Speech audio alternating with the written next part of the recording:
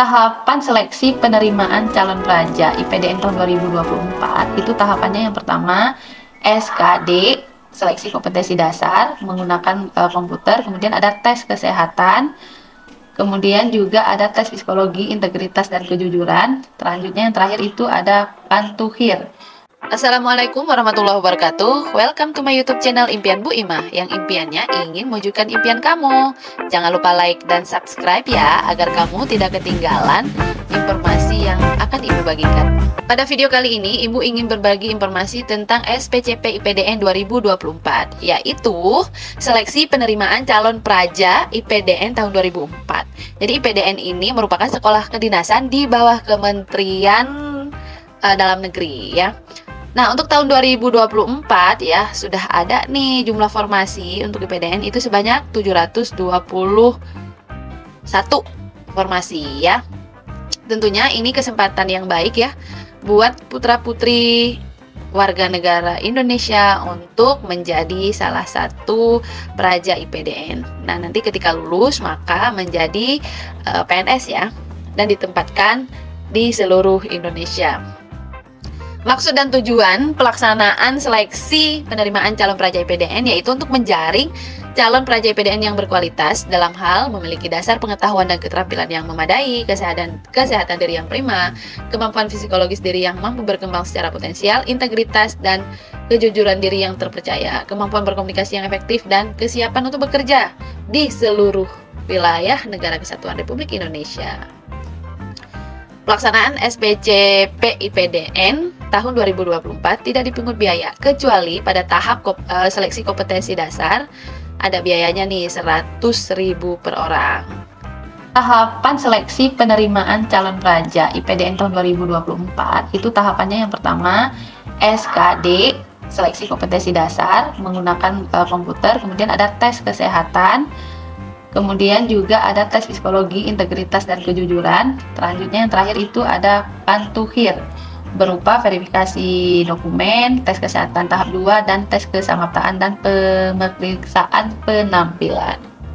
Untuk syarat pendaftaran yaitu persyaratan umumnya warga negara Indonesia, kemudian usianya minimal 16 tahun dan maksimal 21 tahun per 1 Januari 2024. Tinggi badannya pria 160, wanita minimal ya 155. Kemudian ada persyaratan administrasi. Yang pertama yaitu berijazah paling rendah SMA, MA bisa, paket C juga bisa ya, tahun 2021 sampai 2024. Nah, ada ketentuannya juga. Untuk nilai di ijazah itu minimal 70 dan untuk rata-rata rapot dan nilai ujian sekolah juga 70. Kemudian ini juga ada ketentuan yang di Provinsi Papua, Papua Barat, Papua Tengah, Papua Pegunungan, Papua Selatan, dan Papua Barat Daya minimal 65. Kemudian untuk yang berdomisili, untuk domisili ini minimal 1 tahun di kota atau kabupaten pada provinsi tempat mendaftar secara sah terhitung pada tanggal awal pendaftaran, dibuktikan dengan KTP elektronik. Kemudian surat kartu keluarga, surat pindah bagi yang pindah tempat tinggal, serta dokumen lain yang berhubungan dengan domisili. Tapi ada kecualinya nih ya, kecuali bagi orang tua, bapak atau ibu kandung yang lahir di tempat pendaftaran dibuktikan dengan akta kelahiran orang tua atau surat penempatan pindah orang tua dari instansi masing-masing. Selanjutnya surat keterangan lulus SMA atau MA yang ditandatangani oleh kepala sekolah atau pejabat yang berwenang di stempel basah bagi siswa SMA yang lulus tahun 2024. Kemudian harus siap menandatangani surat pernyataan mengikuti perjanjian ikatan dinas lulusan IPDN secara tertulis dengan materai 10.000.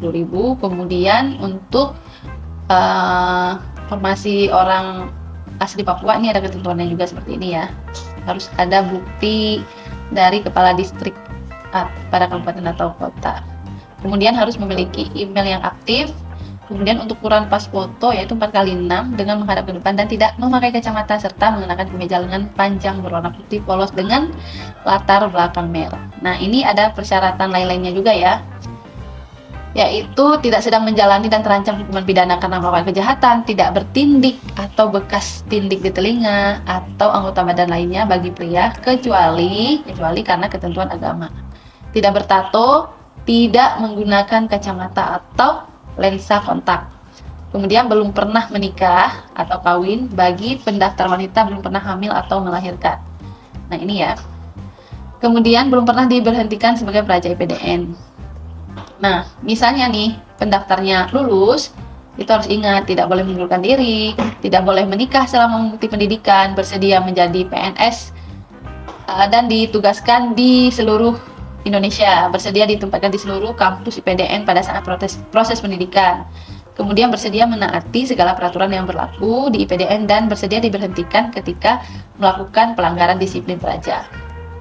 Nah, apabila pendaftar terbukti melakukan pemalsuan dokumen atau identitas, maka pendaftar dinyatakan gugur. Nah, untuk pendaftarannya tentunya harus membuat akun SSCASN di laman dikdin.bkn.go.id. Ini dia ya. Kita lihat kotaknya ya. Ini dia, ada kota calon pelajar IPDN tahun 2024. Ya, kita lihat ada 32 provinsi selain Papua. Kita lihat dulu ya provinsinya nih. Oke, yang pertama itu Provinsi Aceh ada 26 kotanya, Sumatera Utara 36, Sumatera Barat 22, Riau 15, Kepulauan Riau 10, Jambi 14, Sumatera Selatan 20, Bangka Belitung 10, Bengkulu 13, Lampung 18, Jakarta 9, Jawa Barat 30, Banten 11, Jawa Tengah 38, Yogyakarta 8, Jawa Timur 41, Kalimantan Barat 17, Kalimantan Tengah 17, Kalimantan Timur 13, Kalimantan Selatan 16, Kalimantan Utara 9, Bali 12, NTB 13, NTT 25, Sulawesi Selatan 27, Sulawesi Tengah 16, Sulawesi Utara 18, Gorontalo 10, Sulawesi Tenggara 20, Sulawesi Barat 10, Maluku 14, Maluku Utara 13. Ya, totalnya itu 571 kota. Kemudian kita lihat ini Papua itu untuk orang asli Papua ada 6, yang non Papua ada 5, dibagi lagi ke beberapa kabupaten ya. Totalnya ada 29. Kita lihat lagi. Untuk Papua Barat, tadi Papua ya, ini Papua Barat nih. Papua Barat itu orang asli Papua 6, yang non Papua 5. Ini dibagi lagi ya masing-masing kabupaten nih, masing-masing 2. Totalnya 25. Kita lihat lagi nih.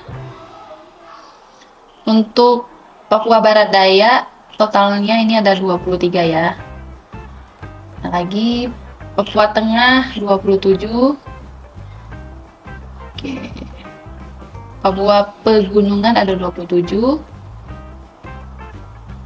Papua Selatan ada 19. Oke, sudah selesai ya. Nah, teman-teman bisa dilihat dulu ya untuk kuota masing-masing daerah sesuai dengan KTP atau domisili kamu. Ini di sini bisa langsung dilihat ya. Oke, lanjut. Informasi apa lagi yang bisa kita dapatkan di sini? Oke, ini dia untuk jadwal seleksinya ya.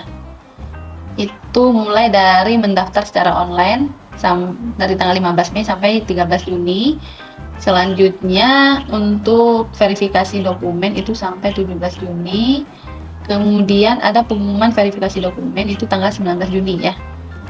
Kemudian yang memenuhi syarat verifikasi administrasi kemudian melakukan pembayaran PNBP untuk seleksi SKD sesuai kode billing itu di 27 Juni sampai 5 Juli. Kemudian untuk pengumuman SKD Juli ini udah nggak ada tanggalnya ya, tinggal kalau udah lulus setiap tahapan tinggal diikutin aja nanti di laman resmi SPCP IPDN. Oke, jadwal udah, pengumuman itu ada pengumuman aja, tadi belum ada nih pengumuman ya karena masih tahap pendaftaran administrasi.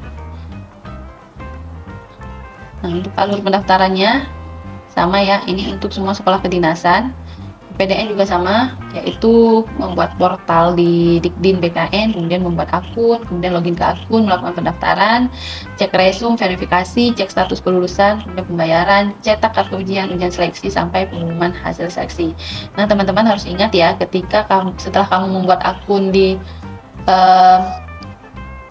SSJSN ini, kamu nanti kan memilih sekolah kedinasan. Ingat, itu dipertimbangkan dulu, dilihat dulu syarat dan ketentuan di setiap sekolah kedinasan, karena kamu hanya bisa memilih satu sekolah kedinasan setiap tahunnya.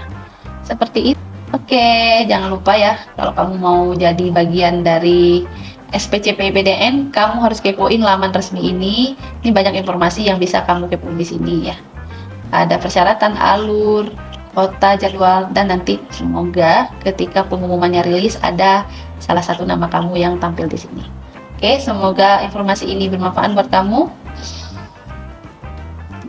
Jangan lupa di subscribe ya. Sampai ketemu di video berikutnya. Assalamualaikum warahmatullahi wabarakatuh. Bye bye.